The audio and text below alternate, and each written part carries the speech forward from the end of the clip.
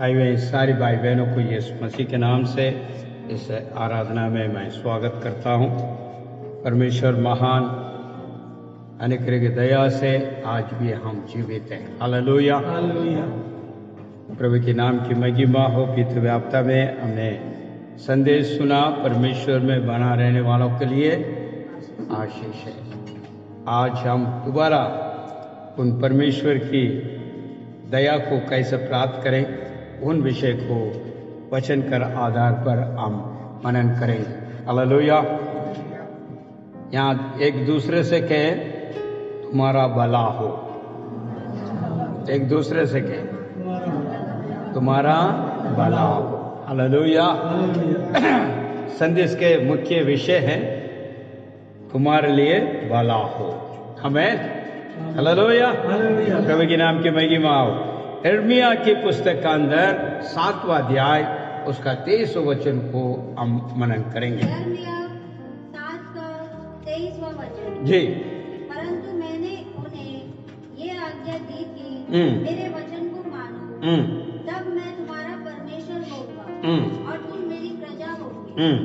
और उन सब मार्गों पर जिनकी मैं तुम्हें आज्ञा देता हूँ, यदि तुम चलोगे तो तुम्हारा भला होगा।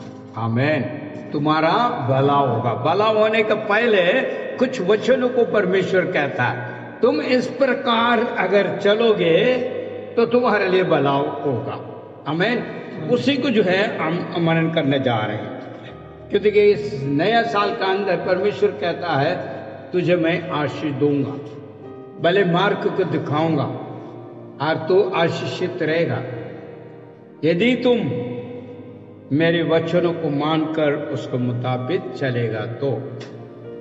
तो इसी घड़ी से हम आगे के लिए लेके जाना चाहते हैं। यहाँ पर देखते हैं यिर्मयाह भविष्यवाणी पुस्तक का अंदर इस भविष्यवाणी करता इस प्रकार कहता है उस इज़राइल के लोगों के लिए जो परमेश्वर के ओर से जो प्राप्त किया हुआ उस भविष्यवाणी को वहां पर कह रहा है। यिर्मयाह एक बहुत बड़ा भविष्यवाणी करता था और उसको द्वारा जो इज़राइल का चेतावनी दे रहा है।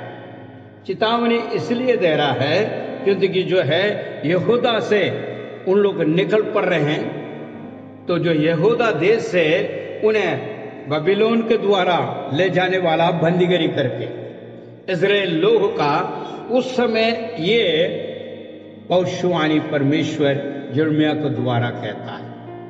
जब यहूदा में इज़राइल लोग ठहरे हुए थे, उधर से जो है बाबिलोन के लिए जो गुलामी बनकर ले जाने के लिए जब जो है वक्त आया, समय आया, तो अपने लोगों को परमेश्वर भविष्यवाणी कर्ता को द्वारा चेतावनी दे रहा।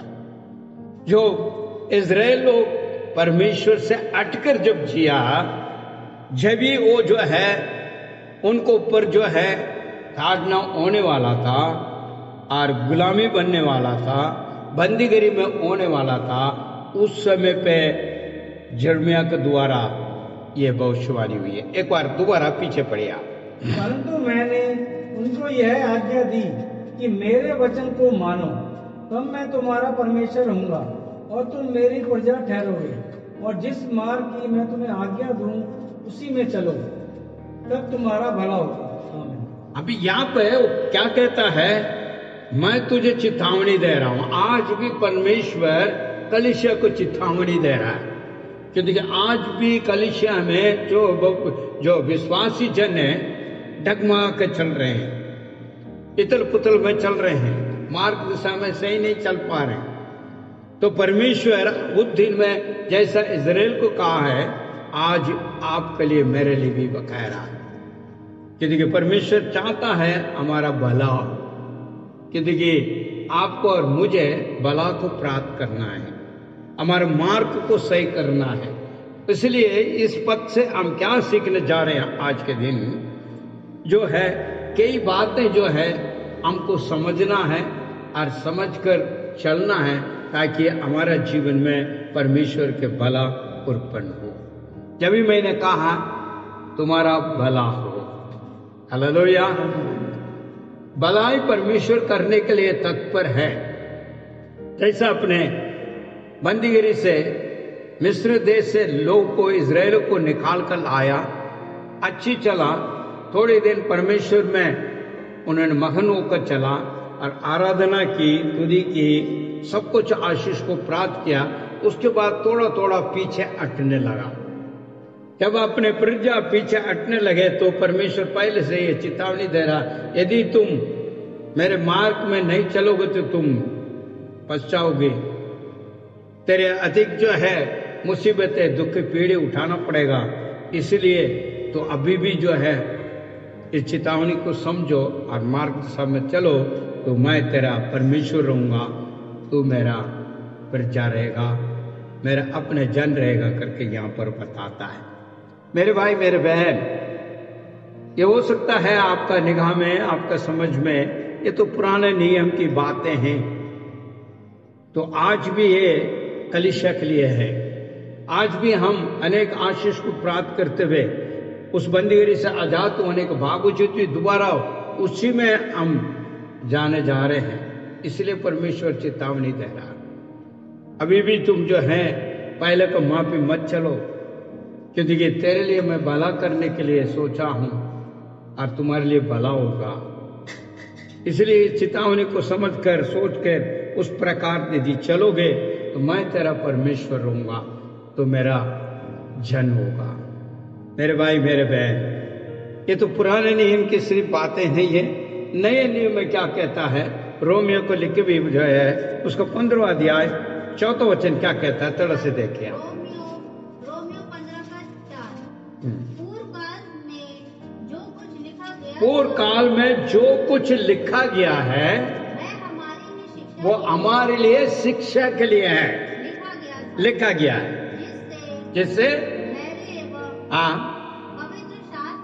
पवित्र शास्त्र के प्रोत्साहन के द्वारा हम आशा रखें। देखिए क्या कहता है कि पुराने बातें हैं और पुरखों से पहले लिखा है, और वो बातें जो है हमारे लिए है। पीछे पड़ी बात, जितनी बातें पहले से लिखी, देखिए जितनी भी बातें पहले से लिखी हुई, पहले ये लिखा हुआ, ये भविष्यवाणी पहले हुई है, इजराइल के लिए हुई है, और वही बातों को आज लेकर हम मनन कर रहे हैं। जब यिर्मयाह को जो है भविष्यवाणी आई है, इजराइल लोग बंदीगिरी में जाने वाला है, उनको पर आपत्ति आने वाला है, विपत्ति आने वाला है, इसलिए उन्हें चिताओ ताकि वो बच जाएं। मैं बचाना चाहता हूं, मैं उन्हें उद्धार करना चाहता हूं, उनको मैं क्षमा करना चाहता हूं, वो मेरे संग चलने के लिए तैयार हो, विधियों को समझें, मेरी वार्ता को समझने पाए, सुनने पाए, उसको मुताबिक अपने आप को सौंपने पाए। ये बातें जो है उस समय कहा है, तो वो हमारे लिए भी आज के लिए भी है, आज कलीसिया के लिए है, क्योंकि कलीसिया आज कहीं और चल रहा है। कलीसिया ने बहुत कुछ पाया है परमेश्वर से, परमेश्वर उद्धार किया है, वो हमारा परमेश्वर ठहरा है, मगर हम उस परमेश्वर के विधि से थोड़ा अलग होकर चल रहे हैं, क्योंकि हम हमारे अंदर जो इच्छा आई है जो संसार के रिधि के लिए, क्योंकि वहां चमक धमक को देखते हैं, हर चीज को देखते हैं, तो हमारा मन थोड़ा उधर को जा रहा है। इसलिए जो है पुराने जो बातें उन्होंने जो कहा है वो आज के लिए भी हमारे लिए पड़ी है। जितनी बातें पहले से लिखी गई है वे हमारी ही शिक्षा के लिए, हमारे शिक्षा के लिए है, लिखी गई है कि हम धीरज और पवित्र शास्त्र के प्रोत्साहन के द्वारा आशा रखें। देखिए क्या कहता है, हमारा आशा है, और कैसे जीना इस बात को कह रहा है। और भी क्या पौलुस इस बात को कहता है, पहले कुरिन्थियों उसका 10वां अध्याय 11वां वचन देखिए जरा क्या कहता है। देखिए पौलुस कुरिन्थी सभा के लिए लिख रहा, रोमियो को हमने अभी पढ़ा, रोमियो को कलीसिया के लिए क्या कहा गया है, पुराने बातें जो पहले से लिखा गया वो भी क्या कहता है, रोमियो कलीसिया को कह रहा, अभी जो है कुरिन्थी कलीसिया को कह रहा है पौलुस। पहले कुरिन्थियों 10वां अध्याय 11वां वचन जी। ये बातें उन पर उदाहरण हाँ, और ये हमारी चेतावनी थी। अपने चेतावनी के लिए दिया गया। इस युग का अंधकार आ पहुंचा। देखिए क्या कहता है, उस समय को जो लिखी हुई बातें आज का है, यह अंत का समय है, हमारे लिए दिया गया है। हालेलुया, ये चेतावनी है। परमेश्वर कहता है इस प्रकार यदि चलोगे तो तुम्हारे लिए भला होगा। बुराई से आप बच जाओगे, आपत्ति से बच जाओगे, व्याकुल से बच जाओगे, बंदीगिरी से बच जाओगे। पढ़िए बहन पीछे, पहले कुरिन्थियों 10:11। परंतु ये सब बातें जो उन पर पड़ी दृष्टांत की रीति पर थी, और वे हमारी हमारे चेतावनी के लिए जो जगत के अंतिम समय में रहते हैं लिखी गई। अभी हम अंतिम समय पर रह रहे हैं, इसलिए हमको जो है समझना है हम कैसे चाल चलन चलना है, परमेश्वर क्या चाहता है, कैसे हमें बचाना चाहता है, कैसे हम बचे। हो सकता है हम डगमगाए, हो सकता हमारे मार्गदर्शन सही नहीं हो, फिर भी परमेश्वर बचाना चाहता है, इसलिए चेतावनी दे रहा है। तो अपने दिशा को समझो और कोशिश करो और मेरी बातों में ध्यान रखो, ताकि जो है तुम बच जाओगे। अभी दोबारा पढ़िए जो है यिर्मयाह 7:23 को। यिर्मयाह 7:23। परंतु मैंने उनको यह आज्ञा दी कि मेरा वचन को। अभी देखिए ये आज्ञा दे रहा है परमेश्वर, अभी भी आज्ञा दे रहा है, उनको आज्ञा दी। आज भी परमेश्वर आज्ञा दे रहा है कलीसिया का, इस बात को आपको समझना है, ये परमेश्वर का आज्ञा है। पढ़िए, परंतु मैंने उनको यह आज्ञा दी मेरे वचन को मानो, मेरे वचन को मानो। नंबर 1, तब मैं तुम्हारा परमेश्वर हूँगा, जब मैं तुम्हारा परमेश्वर रहूंगा और तुम्हारी प्रजा ठहरोगे। हाँ, तुम मेरा प्रजा ठहरोगे। और जिस मार्ग की मैंने तुम्हें आज्ञा, जिस मार्ग की तुझे आज्ञा दी है उसी में चलो, सब तुम्हारा भला होगा। देखिए कैसा पौलुस जो है रोमियो को लिखी हुई पुस्तक कह रहा, अंत के समय के लिए ये चेतावनी है भाई, जो पहले लिखी गई है। फिर पौलुस कहता है कोरिन्थी सभा के लिए, ये तुम्हारे लिए चेतावनी है, अंत के समय में है। परमेश्वर अभी भी प्रेम करता है कलीसिया को लेने के लिए यीशु आ रहा है, निकट है, उसका आगमन निकट है। वो नहीं चाहता आप छूट जाएं, क्योंकि पिता ने ऐसे प्रेम किया, अपने लौते पुत्र को इस धरती पर भेजा आपको और मुझे उद्धार करने के लिए। वो नहीं चाह रहा आप ऐसे विनाश में चला जाए, वो चाहता है आपको और मुझे भला। इसलिए मैंने कहा है तेरे लिए, तुम्हारे लिए भला हो जाए। हमारा सबको भला के लिए परमेश्वर अपने लौते पुत्र यीशु को बलिदान किया, उसके बलिदान को द्वारा उद्धार को हमने प्राप्त किया और आगे बढ़ रहे हैं हम। अभी भी क्या चेतावनी दे रहा है, अभी भी मैं बता रहा हूं तुझे, तो कहीं ऐसी बंदीगिरी में ना चला जाओ जो संसार तुझे खींचा जाए, अंधकार तुझे डुबाए ना जाए। जागते रहो, सावधान रहो, ताकि तेरे ऊपर विपत्ति आपत्ति ना आने पाए। मेरे भाई मेरे बहन, परमेश्वर हमसे ऐसे प्रेम करता है, इसलिए वो कहता है ध्यान दो, समझो, सुनो, उसके मुताबिक चलने का प्रयास करो। कलीसिया इसलिए दिया गया, परमेश्वर का वचनों को जो है आपका बीच में बांटे। कलाम इसलिए हमें दिया गया है, जब जब हम डगमगाते तो सही कर लेने के लिए। ये सौभाग्य सिर्फ मसीह लोग का है, मगर हमारे लिए परमेश्वर ने दे रखा है पवित्र बाइबल, जो परमेश्वर के वाणियां हैं। उस वाणिया का अंदर इस बात को लिखा है, ताकि हमारा आप बच जाए, आज्ञाकारी बनकर रहें, ताकि आशीष को प्राप्त करें। आइए हम वचन को पढ़ेंगे, यीशु क्या बोलता है उस बातों को भी हम नए नियम में देखेंगे। मार्कुस जो है उसके 4:23 को देखिए जरा। मरकुस 4:23। जी यदि किसी के पास सुनने के कान हो, देखिए परमेश्वर यीशु बोलता है यदि किसी का पास सुनने का कान है तो वह सुन ले। वो सुन ले। अभी भी मैं बता रहा हूं कि देखिए यीशु ने कहा मार्कुस में क्या कह रहे, यदि तुम्हारे पास यदि कान है सुनने का, ऐसा तो कान तो हमारे पास है, सुनने वाला कान तो है नहीं है ना। कान तो एक का दो है हमारे पास।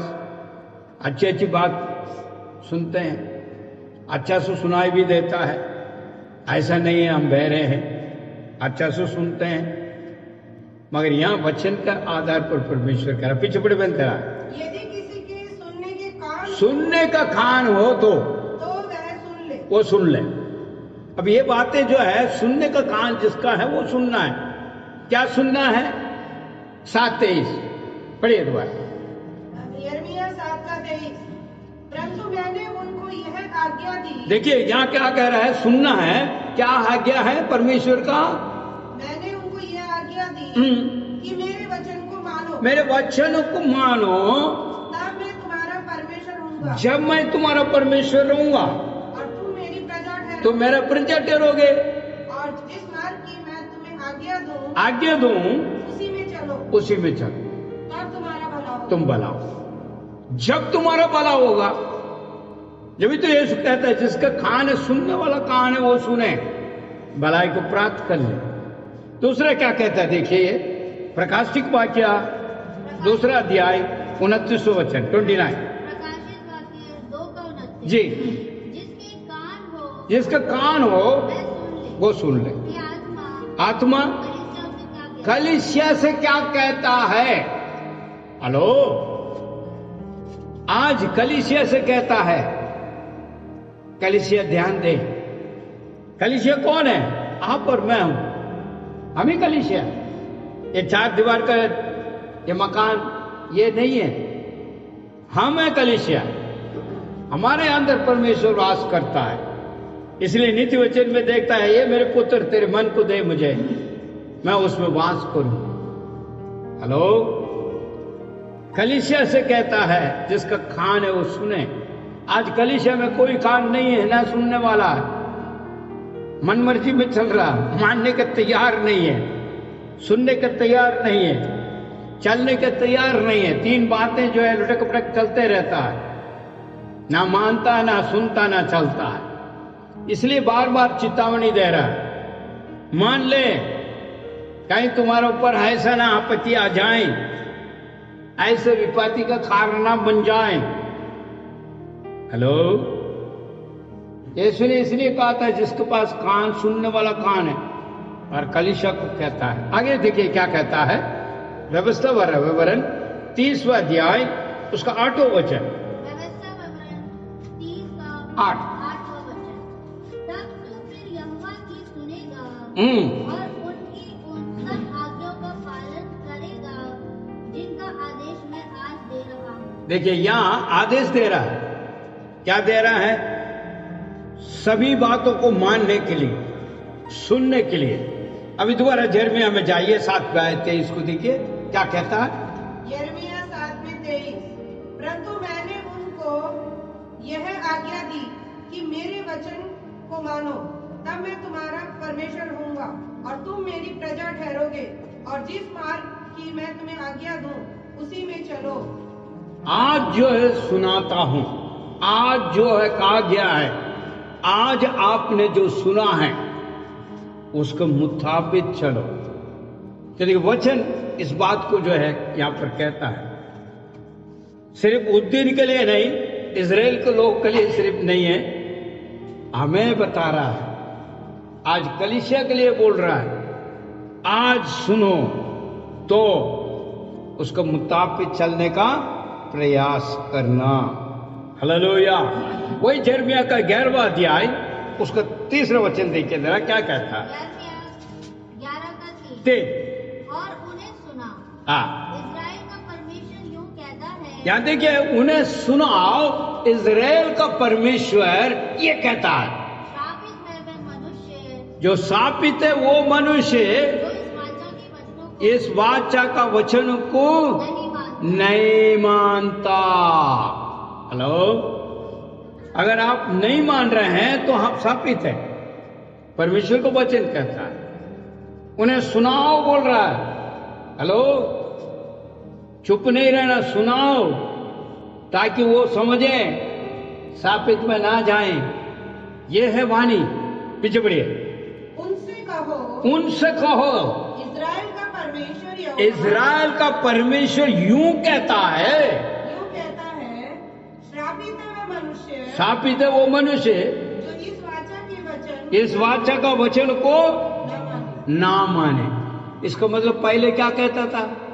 7:23 क्या कहता है? पढ़िए जी। परंतु मैंने उन्हें आज्ञा दी मेरे वचन को मानो। कौन कह रहा है? परमेश्वर कहता है। मानने के लिए कहते हैं, नहीं मानने ते शापित है। हेलो, मैंने कहा ना, इन दिनों में कलीसिया मानने का तैयार नहीं, सुनने का तैयार नहीं, ना चलने का तैयार।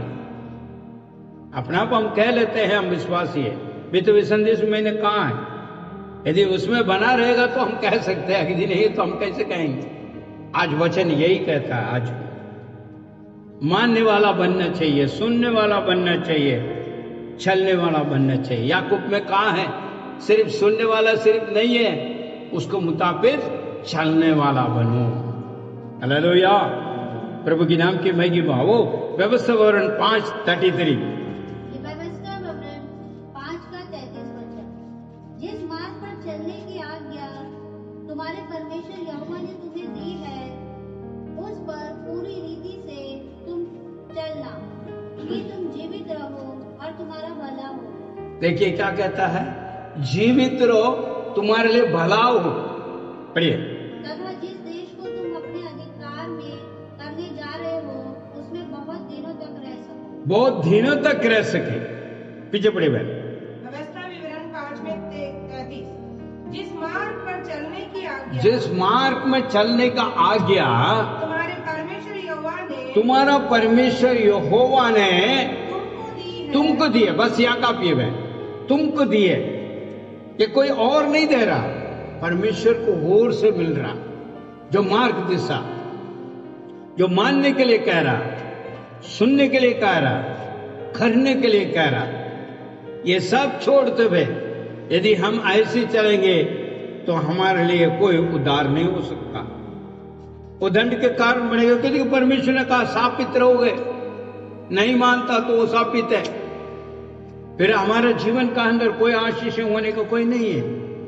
जो भी करेंगे फिर आगे जाकर वो शापित ही रहेगी। पलेंगे नहीं, क्योंकि हम मानने के तैयार नहीं है, ना सुनने के तैयार है, ना करने के तैयार। ये चेतावनी है हमें। तुम्हारे लिए भला हो तो बहुत खुशी के साथ कहे, भाई मेरे लिए भला हो, तेरे लिए भला हो। तुम्हारा भला हो जाए तो बहुत अच्छा लगा, मगर कैसे भला होगा? परमेश्वर के अनुग्रह के दया को समझे और उसको मुताबिक चले। नहीं हम कहा अंदर परमेश्वर यीशु ने कुछ बातों को कहा। पढ़ लेंगे तेरा देखते हैं तेरा क्या कहता। यूहन्ना सुख समाचार उसमें देखते हैं 1 से लेके 11 तक, मगर उसमें नहीं ले जाऊंगा। वहां पर जो है एक विवाह है, ये सभी हम जानते हैं। वो विवाह का अंदर क्या हुआ क्या नहीं है। और यहाँ पर जो है दूसरा यूहन्ना दूसरा अध्याय उसका 7-8 सिर्फ पढ़े। 1 से लेके 11 तक उसमें पूरा डिटेल है, मगर उसमें सिर्फ 2 वचन को लेकर आपको बीच में रख रहा हूं। पढ़िए जरा। यूहन्ना 2 में 7 और 8। 1 पढ़िए पहले, उसके बाद 7 और 8 पढ़िए। क्या कहता थे? तीसरे दिन गलील के काना में हाँ। किसी का विवाह था। देखा विवाह का, वहां पर विवाह हो रही है। उस जगह की जो बातें हैं परमेश्वर यीशु मसीह यहाँ पर कह रहा है। अभी मैंने कहा एक विवाह हो रही थी, यीशु मसीह वहां पर मौजूद था और वहां पर जो है दाखरस खत्म हो चुका। तुरंत उनके पास जो है इस संदेश पहुंच रहा है। पहुंचने के बाद क्या हो रहा है यहाँ देखिए जरा। 7 और 8 पढ़ लीजिए जल्दी से। यीशु ने उससे कहा, मटकों में पानी भर दो। देखिए वो उन लोग से कहा है तुम जाके मटकों में पानी भर दे। उन्होंने हाँ उन्हें मुंह भर दिया। हाँ। तब उसने उनसे कहा, अब निकाल कर हम्म। भोज के प्रधान और वे ले गए। अब याद है कि आज्ञाकारी बना। कई लोग कहते हैं भाई मैं तो आज्ञाकारी हूं, मगर करना नहीं। सवाल खड़ा करते हैं, कहते हैं आज्ञाकारी, फिर भी सवाल खड़ा करते हैं, ऐसा नहीं तो ऐसे क्या, ऐसा नहीं। अगर उस समय पे जो है वो विवाह का समय पे अगर यीशु ने जी उन लोग से न कहा है, उन्होंने कुछ ये सवाल नहीं किया, ये पानी दे रहे हैं और उसी को लेकर फिर दोबारा वापस ले जाने के लिए बोल रहे हैं, कोई कुछ नहीं पूछा। क्योंकि 1 से लेके 11 तक अगर पढ़ोगे तो उसमें पता लग रहा है मरियम ने क्या कहा है, जो यीशु जो कहता है उसको मुताबिक करो। तो वहां को जो है लोग जैसा परमेश्वर यीशु ने कहा है पानी भरो तो पानी भर दिया। अब उसने कहा था इस पानी को लेकर प्रधान के पास ले जाओ। उन्हें ये नहीं पूछा अरे प्रभु यीशु तुमने तो पानी भरने को बोला, पानी लेगा, अभी पानी को कैसे ले जाऊं। कोई सवाल नहीं किया, जैसा कहा ऐसी किया। उसका नतीजा क्या हुआ, प्रधान क्या कह रहा, अरे इच्छा इतना अच्छा ताकरस तुमने जो है रख छोड़ा, इतनी अच्छी, पहले क्यों नहीं दिया। हेलो, अगर वहां पर आप और मैं होते तो क्या कहता है, मुझे तो इतना कुछ पता है, ऐसे थोड़ी होती है। अभी भी कई लोग को सोच रहे हैं, वचन कह रहा है अगर नहीं मानोगे तो साबित रहोगे। वो दूसरा वचन वही पढ़िए तेरा, क्या कहता है तेरा, हाँ, और उन्हें सुना इस्राएल का परमेश्वर यहोवा यूं कहता है, हाँ, शापित है वह मनुष्य, शापित है वो मनुष्य जो इस वाचा का वचन को नहीं मानता। यहाँ पे यीशु ने कहा है पानी भरो, पानी भर गया, पानी ले गया तो दाखरस बन गया। और प्रधान कह रहा है इतनी अच्छी चीज है तुम क्यों पहले नहीं दिया। यहां सिर्फ नहीं है, दूसरे एक और घड़ी को हम देखेंगे, लूका 5 में 1 से लेकर 10 तक जो है उसको पूरा वर्णन है, मगर वहां से मैंने कुछ वचन ले रहा हूं, 4 और 6 तक पढ़ी आप, 5 के 4 और 6। लूका 5 का 4 से 6 जी। जब उसने उपदेश देना समाप्त किया, हाँ, तो शमौन से कहा, शमौन से कहा है नाव को घेरे पानी में ले चल, मछली पकड़ने के लिए अपने जाल डाल। शमौन ने उत्तर दिया, क्या दे रहा है वो, उत्तर दे रहा है, हे स्वामी, अरे भाई मैं तो रात पूरा प्रभु जी मैंने तो तलाश कर लिया, एक मछली भी नहीं प्राप्त हुई है, कुछ भी हाथ नहीं लगा, फिर भी आप कह रहे हो तो फिर मैं मान रहा हूं और चलूंगा, जाल डालूंगा। ऐसे ही किया, बड़े संख्या में मछलियां गिर लाए, फटने लगा। देखिए जरा, यीशु की बातों को माना, जहां वहां कुछ नहीं, उन्होंने प्रयास कर लिया था, वहां कुछ भी नहीं मिला, एक भी नहीं मिला, वो भी एक थोड़ी देर के लिए, पूरा रात प्रयास किया। वचन कहता पूरी रात प्रभु मैंने प्रयास कर लिया, एक मछली भी नहीं मिला मुझे, दोबारा आप जाने के लिए बोल रहे हो। कई लोग आज भी ऐसे हैं, प्रार्थना करो, अरे प्रार्थना कर करके क्या यार कुछ भी नहीं हो पा रहा, क्या प्रार्थना करूं, क्या प्रार्थना, कुछ तो हो रहा नहीं है। हम कहते हैं प्रार्थना करो, प्रार्थना करो, क्योंकि वही है, हम भी तो कर रहे हैं वही, ना भी होगा तो भी फिर भी कर रहे हैं, परमेश्वर जरूर करेगा, क्योंकि वचन कहता है वो प्रार्थना सुनने वाला परमेश्वर है, वो जरूर सुनेगा, जरूर उत्तर देगा। यहां पर आज्ञाकारी हुआ, उसने जैसे कहा तो जाल डाल दिया, अनगिनत उन्होंने प्राप्त कर लिया। ये मानने से हुआ ना, आज भी मानने के तैयार नहीं है तो प्राप्त कैसे होगा। फिर उसमें हम सोचते हैं अरे इतना तो कर लिया, अभी क्या दोबारा जाना, दोबारा क्या करना। मेरे भाई मेरे बहन, परमेश्वर की आज्ञा को मानने से और बेहतर आशीष को आप प्राप्त कर सकते हैं, क्योंकि यीशु ने स्वयं यहाँ पर कहा है। और जो है उसी प्रकार आप व्यवस्था वर्ग में जाइए, जरा 13 उसके 4 देखिए, जरा 1-2 वचन पढ़कर हम समाप्त करें। 13 का 4 जी।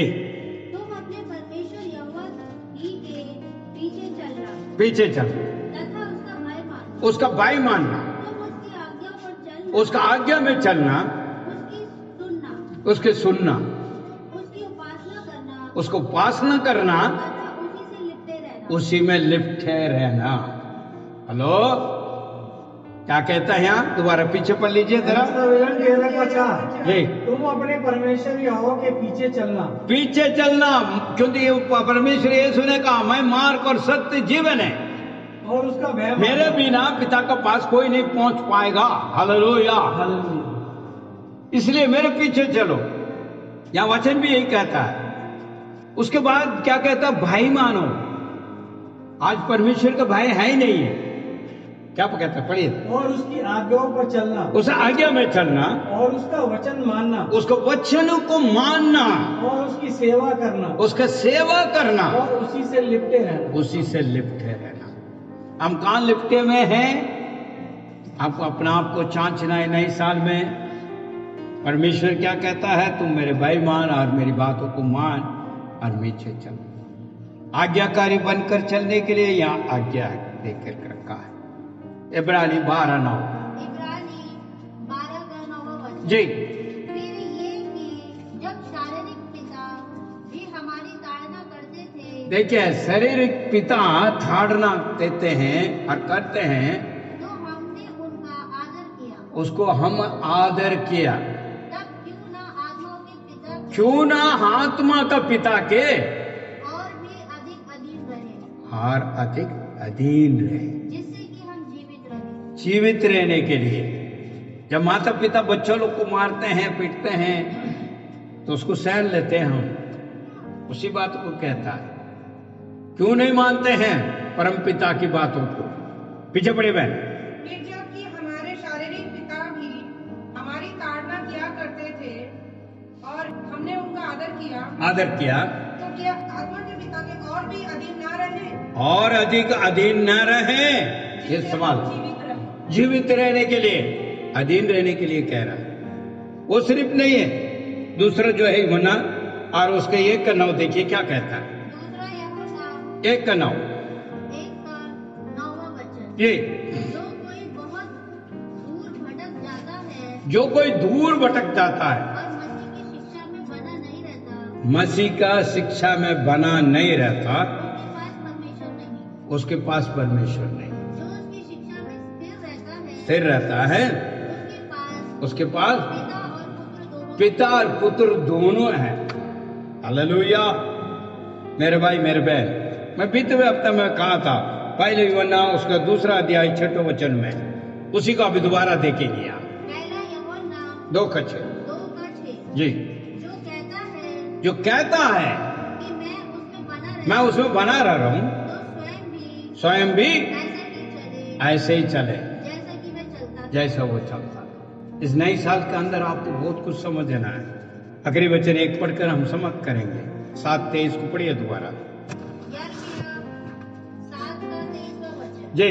परंतु मैंने उन्हें ये आज्ञा दी थी, देखिए, परमेश्वर ने आज्ञा दे रखा हमको, मेरे वचन को मानो, उसके वचन को मानना है। तब मैं तुम्हारा परमेश्वर हूँ जब वो हमारा परमेश्वर रहेगा और तुम मेरी प्रजा होंगे, तो मेरा प्रजा रहोगे। और उन सब मार्गों पर जो सभी मार्गों में जिनकी मैं तुम्हें आज्ञा जिससे मैं तुझे आज्ञा दिया है, यदि तुम चलोगे यदि तुम चलोगे, तो तुम्हारा भला होगा। यदि तुम चलोगे तो तुम्हारे लिए भला होगा। ये नया साल का अंदर तुम्हारा भला हो। जो भला चाहते हैं, सही मार्ग में चलिए और हमेशा भला को प्राप्त करिए, आगे बढ़ते जाइए। परमेश्वर आपको आशीष दे। आंखों को बंद करें, सिर को झुकाए, हम दुआ करें। अनुग्रह के दयालु परमेश्वर, हम तेरे धन्यवाद स्तुति करते हैं इस सुंदर अवसर के लिए। दोबारा एक और बार प्रभु आप हमें चेतावनी दे रहे हैं जिस प्रकार हमको चलना है।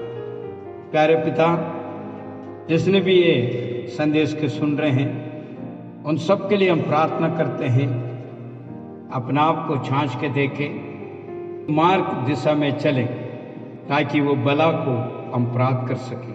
ये नए साल में जो आपने हमारे लिए उत्तम से उत्तम आशीषें रखे हैं, उसको प्राप्त करने की रुकावट को दूर करना, तेरे विधि में, तेरे वचनों में प्रभु हम स्थिर रह सकें, अपना आप को हम जांच लें और प्रभु तेरे वचनों को माने और उसको सुने, उसके मुताबिक चलने के लिए सहायता निखरित दे। तेरी पवित्र आत्मा का सहयोग से यीशु मसीह के नाम से इस नए साल के अंदर तमाम तेरे वचन को मानकर आशीष को प्राप्त करने के लिए दया करें। आपने मेरी प्रार्थना सुना, धन्यवाद। यीशु के नाम से मांग लेते हैं, आमीन।